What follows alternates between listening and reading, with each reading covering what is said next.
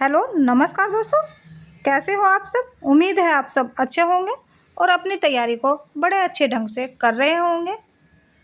आज हम आपके सामने लेकर आए हैं एक और वीडियो, और यह वीडियो हो जाती है हमारी बुद्ध के जीवन से जुड़े प्रतीक की। अगर आपने अभी तक हमारे चैनल को सब्सक्राइब नहीं किया है तो आप हमारे चैनल को सब्सक्राइब अवश्य करें, वीडियो को अपने दोस्तों में भी शेयर करें। आइए देर ना करते हुए देख लेते हैं यह वीडियो। क्या हो जाते हैं बुद्ध के जीवन से जुड़े प्रतीक। तो यह देख लेते हैं हाथी। हाथी का प्रतीक क्या हो जाता है। तो यह हो जाते हैं बुद्ध के गर्भ में आने का प्रतीक। कमल क्या हो जाता है। तो यह हो जाता है जन्म का प्रतीक। सांड क्या हो जाता है। तो यह हो जाता है यौवन का प्रतीक। घोड़ा घोड़ा हो जाता है गृह और त्याग का प्रतीक। पीपल पीपल हो जाता है ज्ञान का प्रतीक। शेर शेर क्या हो जाता है। तो यह हो जाता है समृद्धि का प्रतीक। पद चिन्ह हो जाता है निर्वाण का प्रतीक।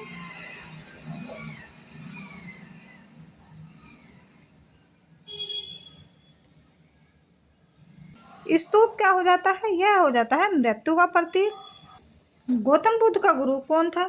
तो देख लेते हैं गौतम बुद्ध का गुरु कौन हो जाते हैं। तो यह थे आलार कलाम। बुद्ध में वैराग्य भावना किन 4 दृश्यों के कारण बलवंत हुई। तो यह हुई थी बूढ़ा, रोगी, लाश और सन्यासी।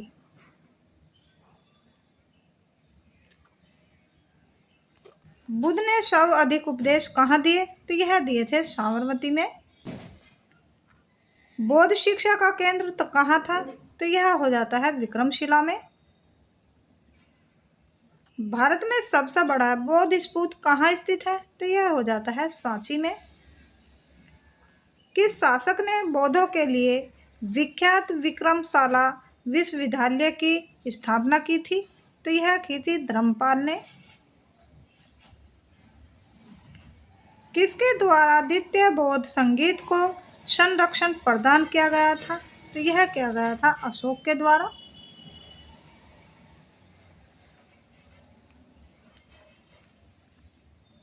बौद्ध ग्रंथ पिटकों की रचना किस भाषा में की गई थी। तो यह की गई थी पाली भाषा में। कश्मीर में कनिष्ठ के शासक काल में जो बौद्ध संगीत आयोजित हुई थी उसकी अध्यक्षता किसने की थी। तो यह की थी वासुमित्र ने। मठ मंदिर और स्तूप किस धर्म से संबंधित है। तो यह हो जाते हैं बौद्ध धर्म से। बौद्ध धर्म एवं जैन धर्म दोनों के उपदेश किसके शासनकाल में दिए गए थे। तो यह दिए गए थे बिंबिसार के शासनकाल में। गौतम बुद्ध ने अपना प्रथम उपदेश कहाँ दिया था। तो यह दिया था सारनाथ में। बौद्ध धर्म ग्रहण करने वाली पहली महिला कौन थी। तो यह थी महाप्रजापति गौतमी। बोध गया स्थित है। तो यह हो जाता है बिहार में। जातक किसका ग्रंथ है। तो यह हो जाता है बौद्धों का। सिद्धांत बौद्ध को ज्ञान प्राप्ति कहाँ हुई थी। तो यह हुई थी बोध गया में। सारनाथ में बौद्ध का प्रथम प्रचलन कहलाता है। तो यह कहलाता है धर्म चक्र परिवर्तन। बौद्ध धर्म ने समाज के किन वर्गों पर महत्वपूर्ण प्रभाव डाला। तो यह डाला था महिला और शूद्रों पर। बौद्ध के गृह त्याग का प्रतीक है। तो यह हो जाता है घोड़ा। गौतम बुद्ध द्वारा भिक्षुणी संघ की स्थापना कहाँ की गई थी। तो यह की गई थी कपिलवस्तु में। सर्वप्रथम शून्यवाद शून्यता का सिद्धांत का प्रतिपादन करने वाले बौद्ध दार्शनिक का नाम क्या है। तो उनका नाम था नागार्जुन।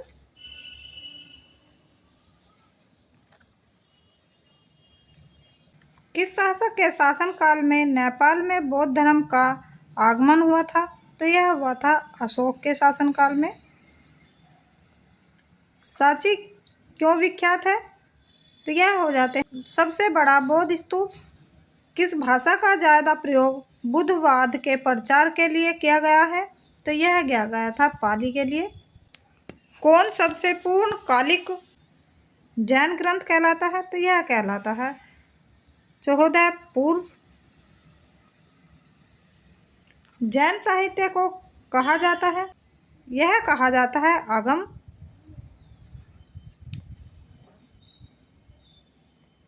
जैन ग्रंथ कल्पसूत्र के रचयिता हैं, तो यह हो जाते हैं भद्रबाहु। अनेकांतवाद किसका क्रोध सिद्धांत एवं प्रदर्शन है? तो यह हो जाता है जैन मत का। महान धार्मिक घटना महामत्स्य अभिषेक किससे संबंधित है और किसके लिए की जाती है? तो यह की जाती है बाहुबली के लिए।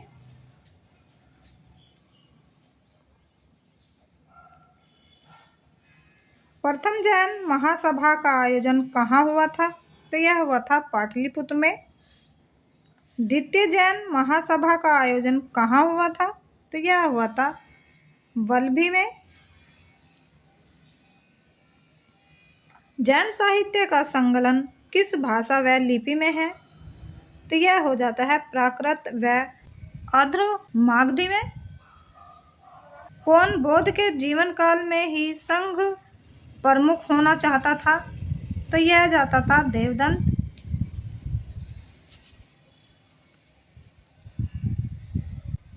हेलियोडोरस का वेशनगर अभिलेख संदर्भित है, तो यह हो जाता है केवल वासुदेव से।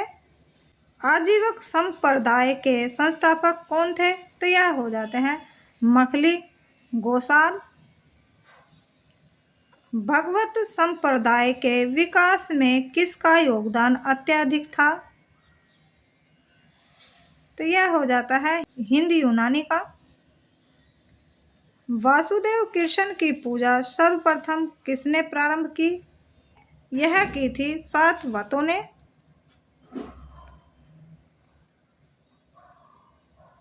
प्राचीनतम विश्वविद्यालय कौन सा था? तो यह हो जाता है नालंदा। आइए देख लेते हैं महाजनपद काल।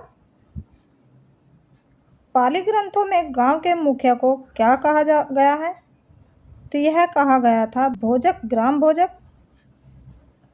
उज्जैन का प्राचीन नाम था, तो यह हो जाता है अवंतिका। नंदवंश का संस्थापक कौन था? तो यह हो जाता है महापद्मनंद। प्राचीन भारत में पहला विदेशी आक्रमण किन के द्वारा किया गया? तो यह किया गया था ईरानियों के द्वारा।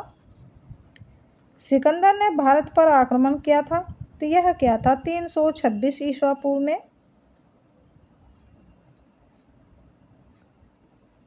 हर्यक वंश के किस शासक को कुनिक कहा जाता था? तो यह कहा जाता था अजातशत्रु को।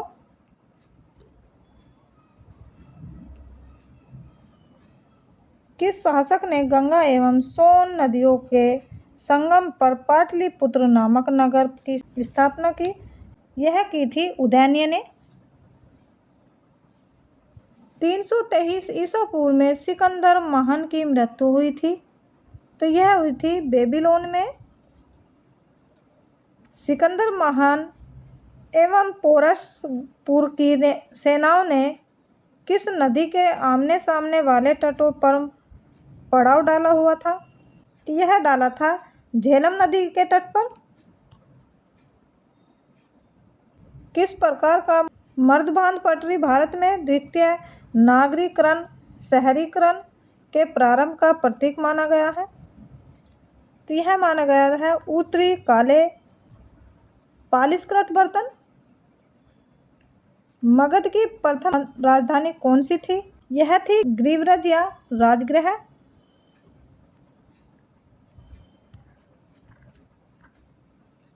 आइए देखते हैं महाजनपद की राजधानी। तो यह हो जाते हैं महाजनपद और यह हो जाती है उनकी राजधानी। मगध की राजधानी हो जाती है राजगृह या राजगीर। अंग की राजधानी हो जाती है चंपा। आधुनिक काल में इसे भागलपुर के नाम से भी जाना जाता था। काशी की राजधानी हो जाती है वाराणसी या बनारस। व्रज की राजधानी हो जाती है वैशाली वैद्य और इसे मिथिला के नाम से भी जाना जाता है। कौशल की राजधानी हो जाते हैं श्रावस्ती।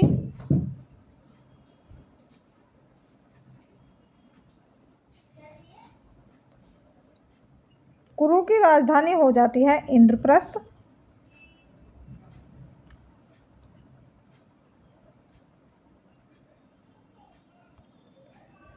चेदी की राजधानी हो जाती है शक्तिमती। मल की राजधानी हो जाती है कुशीनगर एवं पावा। अस्मक की राजधानी हो जाती है पौधन्य या पोतन। वतस की राजधानी हो जाती है कौशंबी या कोशम। पांचाल की राजधानी हो जाती है अहिछत्र एवं कौम्पिल्य।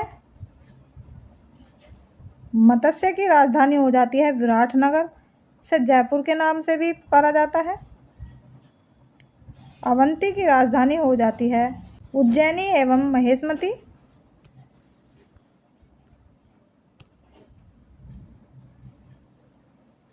गंगधार की राजधानी हो जाती है तक्षशिला एवं पुष्कलावती।